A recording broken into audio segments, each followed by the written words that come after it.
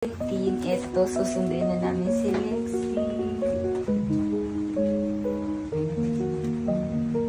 Na Arlene.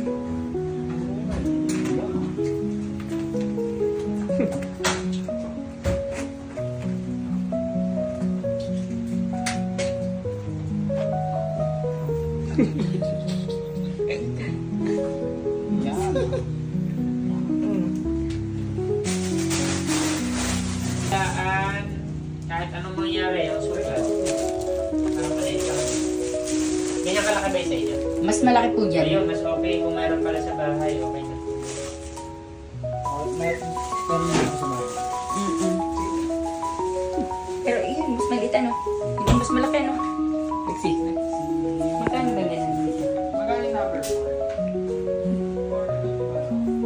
So, subahin na lang.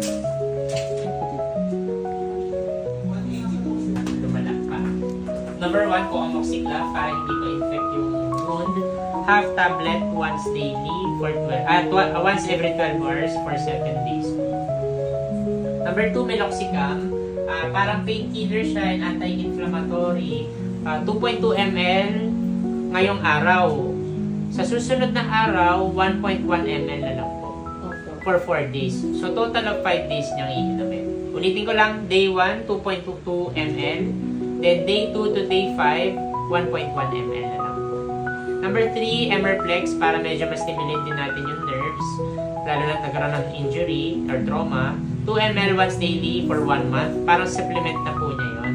Then, number 4 is iodine spray. Ini-spray siya sa sugat. Kasi di ba sabi niyo nilinis siya ng alcohol? Opo. Medyo masakit kasi siya, tsaka baka masira yung cells ng sugat kung laging alcohol ang ginagamit.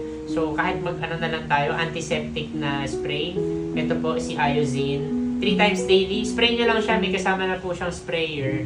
3 times daily for 2 weeks. Then notes, collar. Wag na wag niyong aalisin ng collar. Siguro yung time na aalisin lang siya is pag kakain or inom ng water. Pero hanggat maaari, pagtulog, huwag nyo rin alisin. Kasi mamaya, bigla siyang magising, pag nangangati na yung sugat niya, tas tulog din kayo, didilaan niya ng didilaan yung sugat.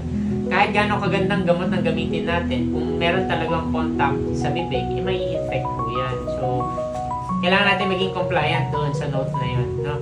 Para at least medyo ma-manage natin ng mas mabilis than expected po yung wound healing.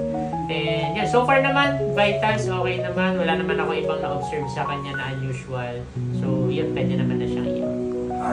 Thank you po. Miss, ikaw na ba?